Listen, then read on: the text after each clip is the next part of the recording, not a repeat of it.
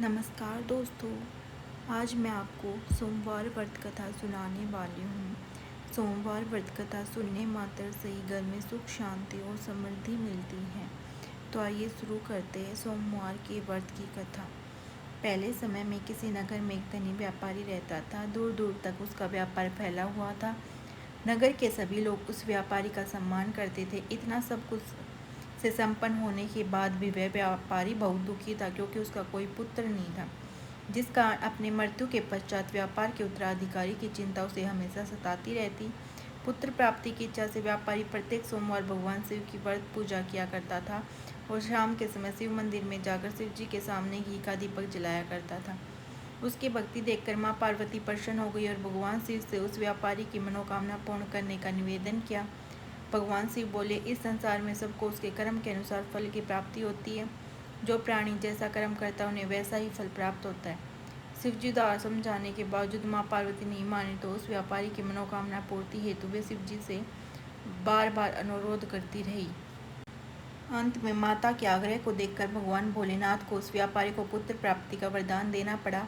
वरदान देने के पश्चात भोलेनाथ माँ पार्वती से बोले, आपके आग्रह पर मैंने पुत्र प्राप्ति का वरदान तो दे दिया, परंतु इसका पुत्र 16 वर्ष से अधिक समय तक जीवित नहीं रहेगा। उसी रात भगवान शिव उस व्यापारी के सपन में आए और उस पुत्र प्राप्ति का वरदान दिया और उसके पुत्र के 16 वर्ष तक जीवित रहने की बात बताई। भगवान के वरदान से व्यापारी की खुशी तो हुई, लेकिन पुत्र की अल्पायु की चिंता ने उस खुशी को नष्ट कर दिया। व्यापारी पहले की तरह सोमवार के दिन भगवान शिव का विधिवत व्रत करता रहा। कुछ महीनों बाद उसे घर अति सुंदर बालक जन्म लिया। घर में खुशियां भर गई। बहुत धूमधाम से पुत्र जन्म का समारोह मनाया गया, परंतु व्यापारी को पुत्र जन्म की अधिक खुशी नहीं हुई, क्योंकि उस पुत्र की अल्पायु के रहस्य का पता था। जब पुत्र 12 वर्ष का हुआ तो व्यापारी ने उसे अपने मामा के साथ पढ़ने के लिए वाराणसी भेज दिया। लड़का अपने मामा के साथ शिक्षा प्राप्ति हेतु चल दिया। रास्ते में जहाँ भी मामा भांजा विश्राम करते, वहीं यज्ञ करते और ब्राह्मणों को भोजन कराते। लंबी यात्रा के बाद मामा और भांजे एक नगर में पहुंचे। उस दिन नगर के राजा की कन्या का विवाह था, जिस कारण पूरे नगर को सजाया गया था। निश्चित समय पर बारात आ गई, लेकिन वर का पिता अपने बेटे की एक आंख से काने होने के कारण बहुत चिंतित था। उसे भय था कि इस बात का पता चलने पर कहीं राजा विवाह से इनकार न कर दे, इससे उसकी बदनामी भी होगी। जब वर के पिता ने व्यापारी के पुत्र को देखा तो उसके मस्तिष्क में एक विचार आया। उसने सोचा, क्यों न इस लड़के को दूल्हा बनाकर राजकुमार से विवाह करा दूं। विवाह के बाद इसको धन देकर विदा कर दूंगा और राजकुमारी को अपने नगर ले जाऊंगा। वर के पिता ने लड़के के मामा से इस संबंध में बात की। मामा ने धन के लालच में वर के पिता की बात स्वीकार कर ली।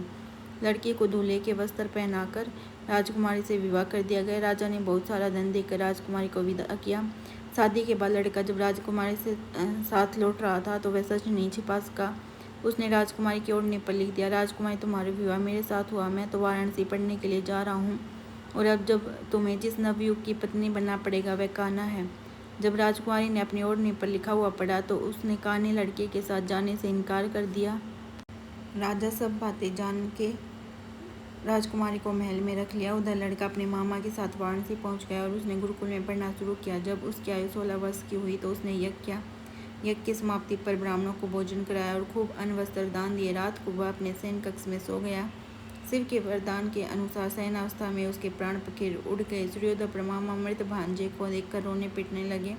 आसपास के लोग भी एकत्र होकर दुख प्रकट करने लगे। लड़के के मामा के रोने का विलाप करने के सवर समीप से गुजरते हुए भगवान शिव और माता पार्वती भी सुने। पार्वती ने भगवान से कहा, प्राणनाथ, मुझे इसका रोने के स्वर सहन नहीं हो रहा, आप इस व्यक्ति के कष्ट को अवश्य दूर करें। भगवान शिव ने पार्वती के साथ अदृश्य रूप में समीप जाकर देखा तो भोलेनाथ पार्वती से बोले, ये तो उसी व्यापारी का पुत्र है जिसने मैंने 16 वर्ष की आयु का वरदान दिया।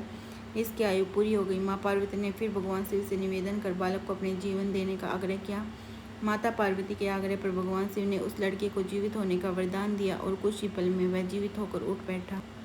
शिक्षा समाप्त करके लड़का मामा के साथ अपने नगर की ओर चल दिया। दोनों चलते हुए उसी नगर में पहुंचे जहां उसका विवाह हुआ था। उस नगर में भी यज्ञ का आयोजन किया। समीप से गुजरते हुए नगर के राजा ने यज्ञ का आयोजन देखा और उसने तुरंत ही लड़के और उसके मामा को पहचान लिया। यज्ञ के समाप्त होने पर राजा मामा और लड़के को महल में ले गया और कुछ दिन उन्हें महल में रखकर बहुत सा धन वस्त्र आदि देकर राजकुमारी के साथ विदा कर दिया। इधर भूखे प्यासे रहकर व्यापारी और उसकी पत्नी बेटे की प्रतीक्षा कर रहे थे। उन्होंने प्रतिज्ञा कर रखी थी कि यदि उन्हें अपने बेटे की मृत्यु का समाचार मिला तो दोनों अपने प्राण त्याग देंगे परंतु जैसे ही उसने बेटे के जीवित वापस लौटने का समाचार सुना तो वह बहुत प्रसन्न हुआ। वह अपने पत्नी और मित्रों के साथ नगर के द्वार पर पहुंचा। अपने बेटे के विवाह का समाचार सुनकर पुत्रवधू राजकुमारी को देखकर उसकी खुशी का ठिकाना न रहा। उसी रात भगवान शिव ने व्यापारी के सपन में आकर कहा, हे श्रेष्ठी, मैंने तेरे सोमवार के व्रत करने और व्रत कथा सुनने से प्रसन्न होकर तेरे पुत्र की लंबी आयु प्रदान की है। पुत्र की लंबी आयु जानकर व्यापारी बहुत प्रसन्न हुआ। सोमवार की व्रत करने से व्यापारी के घर में खुशियाँ लौट आई। शास्त्रों में लिखा है कि जो स्त्री पुरुष सोमवार को विधिवत व्रत करते हैं और व्रत कथा सुनते हैं उनकी सभी इच्छाएं पूरी होती हैं। तो आज के सोमवार की व्रत कथा यही समाप्त होती है। बोलो शंकर भगवान की जय, बोलो माता पार्वती की जय। अगर वीडियो पसंद आई हो तो वीडियो को लाइक, शेयर और चैनल को सब्सक्राइब करना ना भूलें। धन्यवाद। अगर कोई गलती हुई है तो माफ़ करिएगा। बोलो शिव शंकर भगवान की जय, बोलो माता पार्वती की जय।